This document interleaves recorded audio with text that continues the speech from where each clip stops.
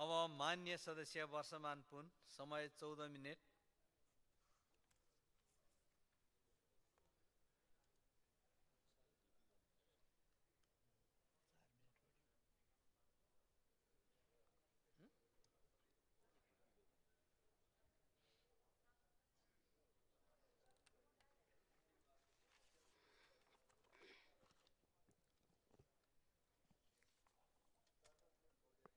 सम्माननीय सभामुख महोदय, 2072 वैशाख 12 गते विनाशकारी भूकम्प गएको आज 10 वर्ष पुरा भएको छ।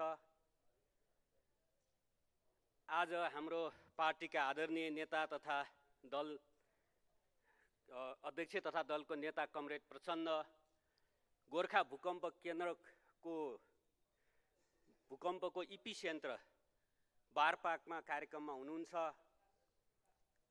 त्यस भूकम्पको क्रममा ज्यान गुमाउनु हुनेप्रति हार्दिक श्रद्धाञ्जली व्यक्त गर्दछु। घाइतेहरूप्रति स्वास्थ्य लाभको कामना गर्दछु। नेपाल भूकम्पीय जोखिम उच्च रहेको देशमा पर्दछ। सम्भावित विपदको पूर्व तयारीमा यथेष्ट ध्यान दिएर काम गर्नुपर्ने आजको आवश्यकता छ। यसमा सरकारको गम्भीर ध्यानाकर्षण गराउन चाहन्छु। साथै रुकुम पश्चिम, जाजरकोट र बझाङमा गत वर्ष गएका भूकम्पहरूमा पीडितहरूले राहत नपाएको, पुनर्निर्माणका कामहरूमा ढिलासुस्ती भइरहेको गुनासोहरू आइरहेको छ। यसतर्फ सरकारको ध्यानाकर्षण गराउन चाहन्छु। भारतको जम्मू कश्मीर क्षेत्रमा पहलगाममा पर्यटकहरूप्रति लक्षित गरी भएको हिंसात्मक आक्रमणप्रति हाम्रो दल घोर निन्दा र भर्त्सना गर्दछ। आक्रमणमा ज्यान गुमाउनु हुने नेपाली नागरिक सन्दीप नेउपाने लगायत सम्पूर्णप्रति श्रद्धाञ्जली अर्पण गर्दै पीडित परिवारमा हार्दिक संवेदना व्यक्त गर्दछु। आजबाट संसदको बजेट अधिवेशन सुरु भएको छ। म बजेट अधिवेशनको सफलताको शुभकामना व्यक्त गर्दछु। यो अधिवेशनको दायित्व 3 साताभन्दा बढी समयदेखि सडकमा आवाज उठाइरहेका शिक्षकहरूको माग सम्बोधन गर्ने गरी विधेयक पारित गर्नुपर्नेछ। संघीयता कार्यान्वयनसँग सम्बन्धित संघीय प्रहरी विधेयक, निजामती सेवा विधेयक सहित लामो समयदेखि रोकिएर रहेका दर्जनौं विधेयकहरू पारित गर्न यो संसद सफल हुनेछ भन्ने म विश्वास व्यक्त गर्दछु। हामीले सुरुदेखि नै यो सरकार स्वार्थ समूहले र बिचौलियाले बनाएको भन्दै आएका थियौँ। हाम्रा भनाइहरू सत्ताबाट बाहिरिनु पर्दाको पीडा वा प्रतिपक्षले लगाउने कर्मकाण्डी आरोप थिएन भन्ने कुरा सरकारका एकपछि अर्को व्यवहारले पुष्टि गरेको छ। 10 महिनासम्म सरकारले दलाल, बिचौलिया र स्वार्थ समूहको संरक्षण र प्रतिपक्षी दल वा नेताहरूसँग प्रतिशोध साध्ने बाहेक सरकारले केही गरेको छैन। धितोपत्र बोर्ड, बीमा प्राधिकरण जस्ता नियामक निकायमा भएका नियुक्ति र स्वार्थ समूहले आफ्ना प्रतिनिधिलाई राष्ट्र बैंकको गभर्नरमा नियुक्ति गर्न गरिरहेको चलखेल दिनको घाम जत्तिकै छर्लङ्ग भएको छ। हामीले यो सरकारले बिचौलिया समूहको स्वार्थमा काम गरिरहेको छ भन्दा सरकारबाट हट्दाको छटपटी भनियो। आज हामीले मात्र होइन, घर घरमा, सार्वजनिक मञ्चमा र सबैतिर जनताले यो सरकारलाई बिचौलिया, दलाल र स्वार्थ समूहको सरकार भनिरहेका छन्। त्यति मात्र होइन, सत्तारूढ पार्टीका शक्तिशाली महामन्त्री र सरकार सञ्चालन गर्ने संयन्त्रका सदस्यले नै बिचौलियाहरूको पहुँच प्रधानमन्त्रीको बेडरुमसम्मै छ भन्नुभयो। ढिलै भए पनि सत्य बोल्नु भएकोमा उहाँलाई धन्यवाद भन्न चाहन्छु। सरकार गठन गर्दा भनिएको संविधान संशोधनको प्रक्रियामा सिनको समेत भाँचिएको छैन। सुशासनको धज्जी उडाउने काम भएको छ। सरकार गठनको 10 महिना बित्दा समेत प्रधानमन्त्री र मन्त्रीहरूको सम्पत्ति विवरण सार्वजनिक गरिएको छैन। यसमा किन गाह्रो भएको हो? सरकार कति सम्पत्ति वृद्धि गरेपछि सार्वजनिक गर्ने योजनामा हुनुहुन्छ? कृपया जानकारी गराइदिनु होला। प्रधानमन्त्रीको अध्यक्षतामा सुशासन आयोग गठन भएको छ के त्यसको अर्थ अख्तियार दुरुपयोग अनुसन्धान आयोग, सम्पत्ति शुद्धिकरण अनुसन्धान विभाग जस्ता राज्यका निकायहरूले काम गर्न नसक्ने हो? के ती संस्थाहरू उप सरकारलाई विश्वास नभएको हो? वा तिनीहरूको औचित्य नभएको हो। वर्तमान सरकार बनेपछि आम जनतामा व्यापक निराशा र असन्तुष्टि बढेको छ। त्यही निराशा र असन्तुष्टि टेकेर जनतासँग घुँडा टेकेर सत्ता त्यागेका शक्तिहरूले टाउको उठाउने जमर्को गरिरहेका छन्। अचम्मको कुरा त के छ भने प्रतिगमनको झण्डा उठाउने कोही सम्मानीय प्रधानमन्त्रीका चुनावी सहकर्मी, कोही एमालेकै सूर्य चिन्हबाट चुनाव लडेका, कोही उहाँका पार्टीका पूर्व केन्द्रीय सदस्य, कोही प्रधानमन्त्रीकै पार्टीका पूर्व सांसद, के यो कतिजना उहाँका अति प्रिय पात्रहरू नै हुनुहुन्छ? कि यो संयोग मात्र हो या यसमा प्रधानमन्त्रीज्यूले आत्मसमीक्षा गर्नुभएको छ या यसमा के धारणा छ? यो कसरी हुन गयो? कमरेड प्रचण्ड नेतृत्वको सरकारको समयमा आर्थिक सङ्कट, अर्थतन्त्रमा परेको दबाब झेल्दै बिस्तारै देश एउटा लयमा गइरहेको थियो। सामाजिक न्यायका क्षेत्रमा परिणाममुखी काम भइरहेका थिए। मित्र ब्याज पीडितदेखि सहकारी पीडितका पक्षमा कामहरू भइरहेको थियो। नीति कार्यक्रम र बजेट निर्माणलाई सहभागितामूलक बनाउने गरी कार्यतालिका नै संशोधन गरिएको थियो। पर्याप्त छलफलपछि मात्रै नीति कार्यक्रम र सो अनुसारको गत वर्षको नीति कार्यक्रम र बजेट प्रस्तुत गरिएको थियो, जो तुलनात्मक रूपमा विशिष्ट थियो।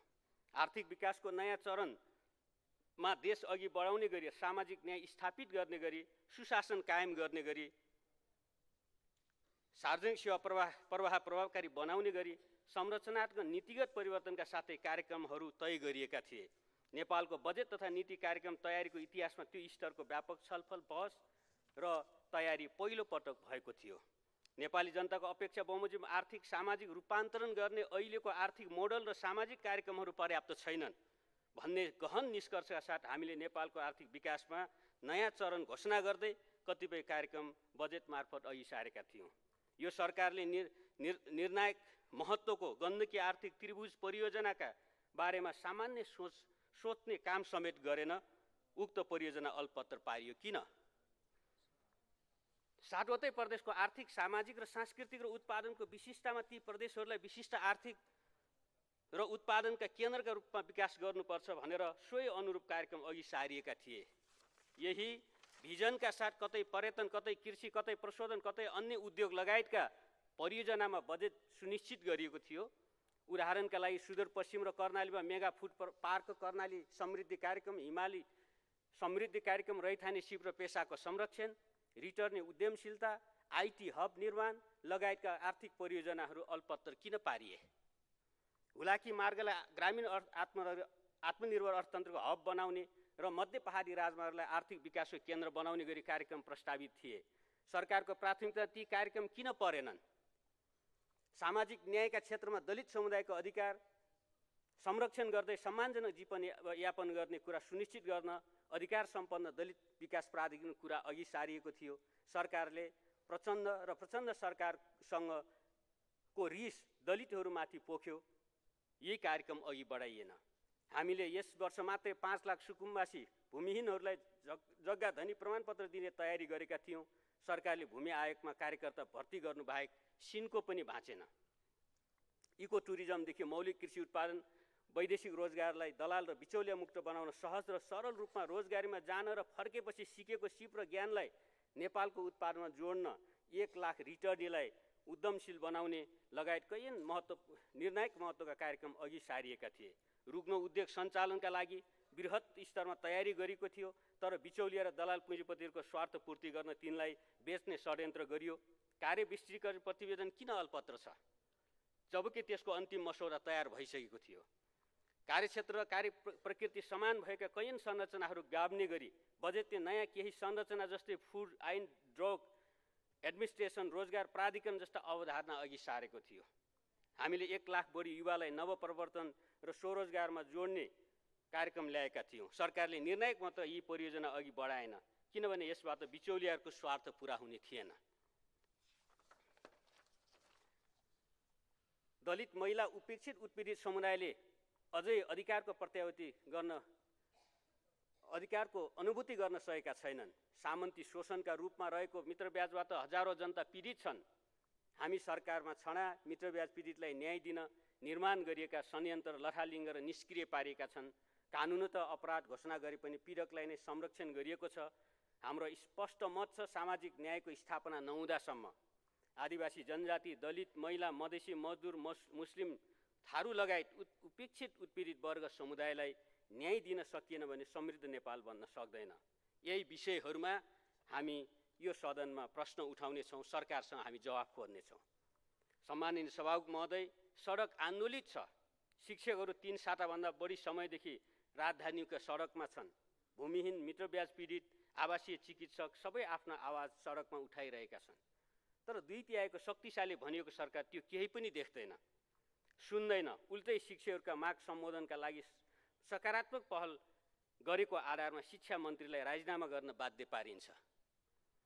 मेरिटोक्रेसीका आधारमा नियुक्त त्रिभुवन विश्वविद्यालयका उपकुलपतिलाई काम गर्न नदिएर राजीनामा गराउने कार्यमा सरकार देखिन्छ।